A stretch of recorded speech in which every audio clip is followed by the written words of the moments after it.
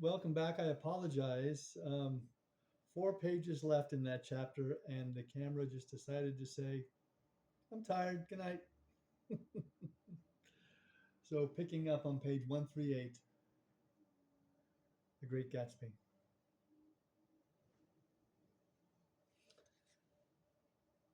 Myrtle Wilson's body wrapped in a blanket and then in another blanket, as though she suffered from a chill in the hot night, lay on a work table by the wall, and Tom, with his back to us, was bending over it, motionless. Next to him stood a motorcycle policeman taking down names with much sweat and correction in a little book. At first, I couldn't find the source of the high, groaning words that echoed clamorously through the bare garage.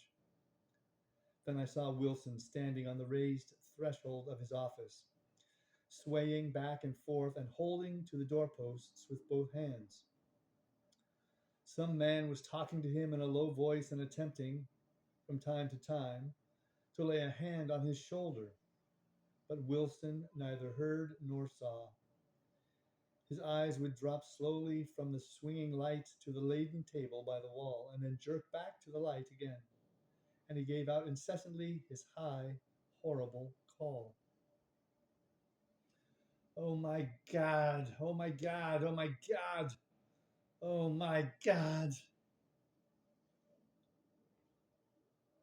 Presently Tom lifted his head with a jerk, and after staring around the garage with glazed eyes, addressed a mumbled, incoherent remark to the policeman. MAV, the policeman was saying. O. No R, corrected the man. MAVRO. Oh. MAV, the policeman was saying. O. No R? That should be a question mark. Corrected the man. MAVRO. Listen to me, murmured Tom fiercely. R, said the policeman. O. G. G. He looked up as Tom's broad hand fell sharply on his shoulder. What you want, fella? What happened? That's what I want to know. Auto hit her. Instantly killed. Instantly killed, repeated Tom, staring.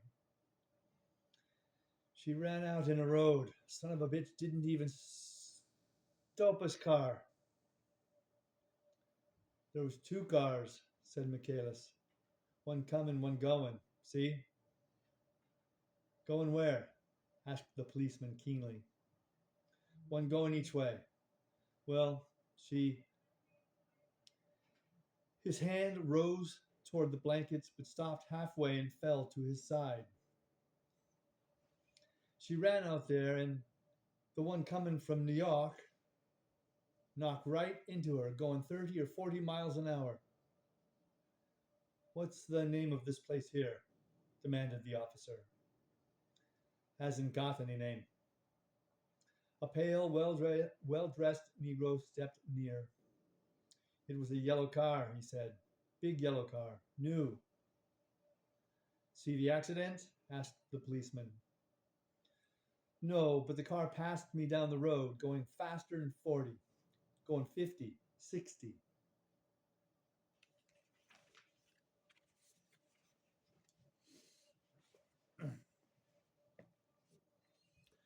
Come here and let's have your name. Look out now. I want to get his name. Some words of this conversation must have reached Wilson, swaying in the office door, for suddenly a new theme found voice among his gasping cries. You don't have to tell me what kind of car it was. I know what kind of car it was. Watching Tom, I saw the wad of muscle back of his shoulder tighten under his coat. He walked quickly over to Wilson and, standing in front of him, seized him firmly by the upper arms. You've got to pull yourself together, he said with soothing gruffness. Wilson's eyes fell upon Tom. He started up on his tiptoes and then, would have collapsed to his knees had not Tom held him upright. Listen, said Tom, shaking him a little. I just got here a minute ago from New York. I was bringing you that coupe we've been talking about. That yellow car I was driving this afternoon wasn't mine. Do you hear? I haven't seen it all afternoon. Only the Negro and I were near enough to hear what he said, but the policeman caught something in the tone and looked over with truculent eyes. What's all that? He demanded. I'm a friend of his. Tom turned his head but kept his hands firm on Wilson's body. He says he knows the car that did it. It was a yellow car.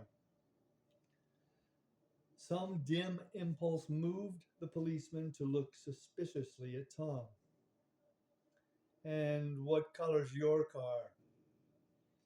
It's a blue car, a coupe. We've come straight from New York, I said.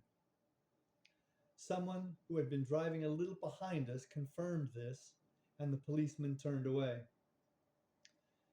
Now, if you'll let me have that name again correct. Picking up Wilson like a doll, Tom carried him into the office, set him down in a chair, and came back. If somebody will come here and sit with him, he snapped authoritatively. He watched while the two men standing closest glanced at each other and went unwillingly into the room. Then Tom shut the door on them and came down the single step, his eyes avoiding the table. As he passed close to me, he whispered, "Let's get out." Self-consciously, with his authoritative arms breaking the way, we pushed through the still gathering crowd, passing a hurried doctor, case in hand, who had been sent for in wild hope half an hour ago. Tom drove slowly until we were beyond the bend. Then his foot came down hard, and the coupe raced along through the night.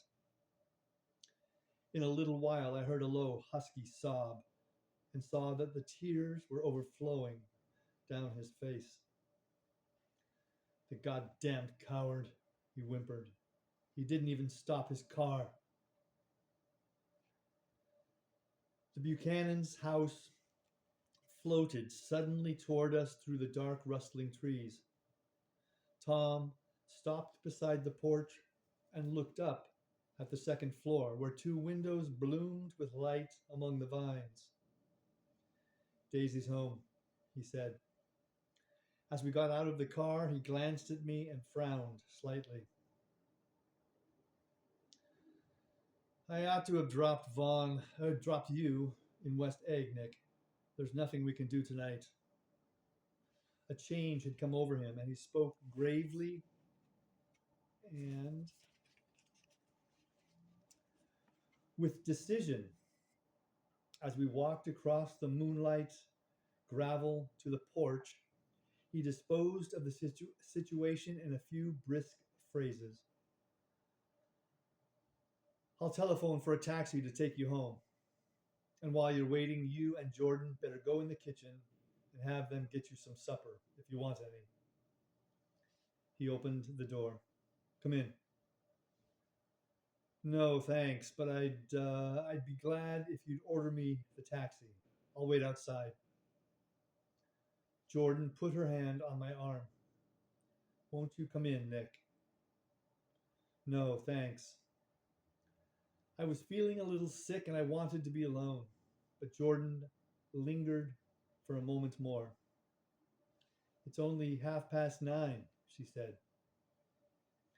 I'd be damned if I'd go in. I'd had enough of all of them for one day.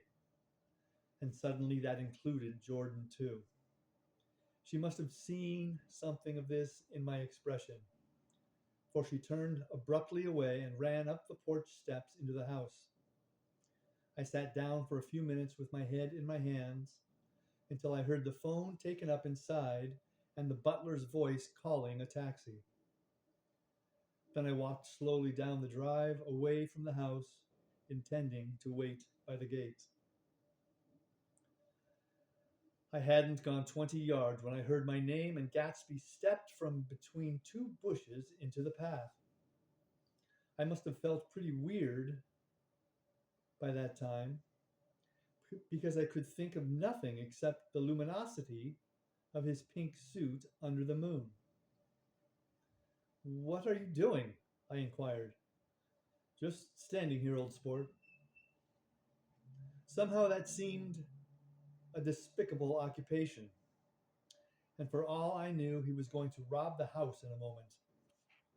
I wouldn't have been surprised to see sinister faces, the faces of Wolfsheim's people, behind him in the dark shrubbery. Did you see any trouble on the road?" he asked after a minute. "Yes." He hesitated. "Was she killed?" "Yes." "I thought so. I told Daisy I thought so. It's better that the shock should all come at once. She she stood it pretty well." He spoke as if Daisy's reaction was the only thing that mattered. "I got to West Egg by a side road," he went on, "and left the car in my garage. I don't think anybody saw us, but of course I can't be sure."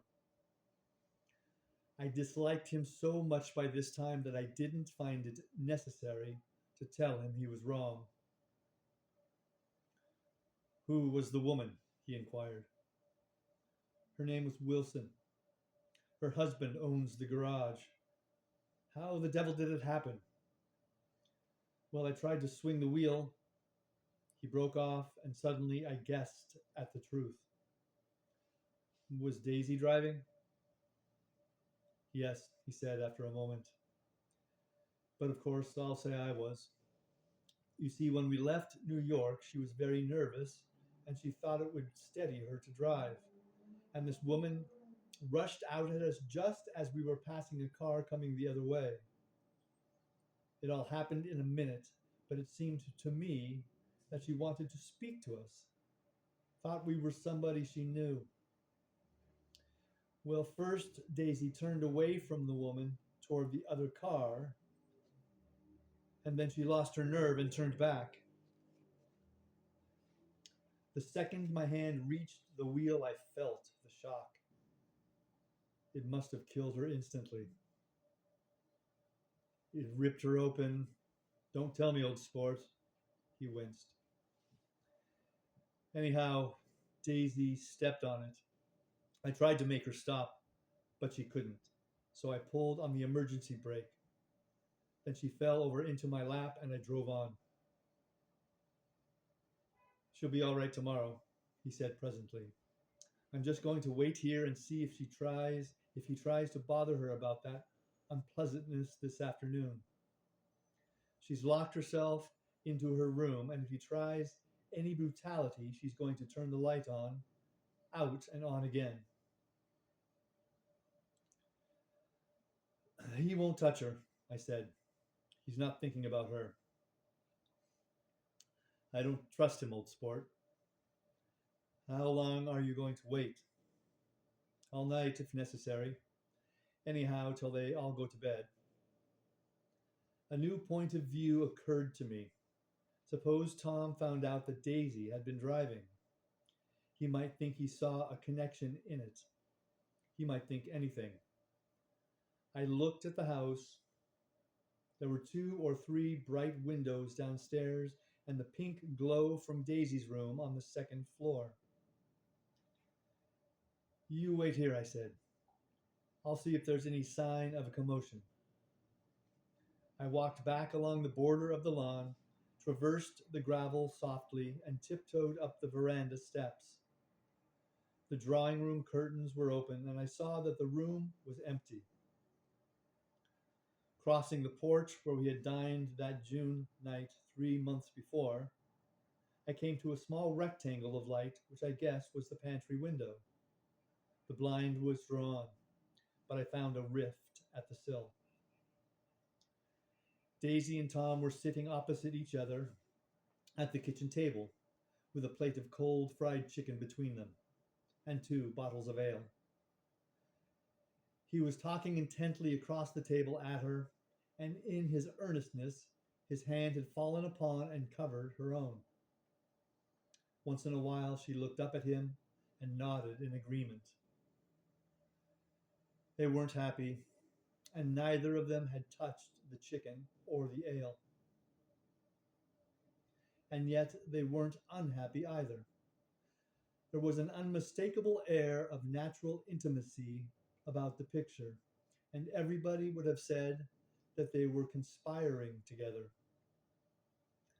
As I tiptoed from the porch, I heard my taxi feeling its way along the dark road toward the house.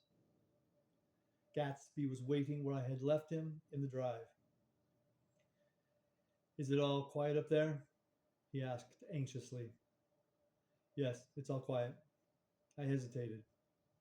You'd better come home and get some sleep. He shook his head. I want to wait here till Daisy goes to bed. Good night, old sport. He put his hands in his coat pockets and turned back eagerly to his scrutiny of the house, as though my presence marred the sacredness of the vigil. So I walked away and left him standing there in the moonlight, watching over nothing.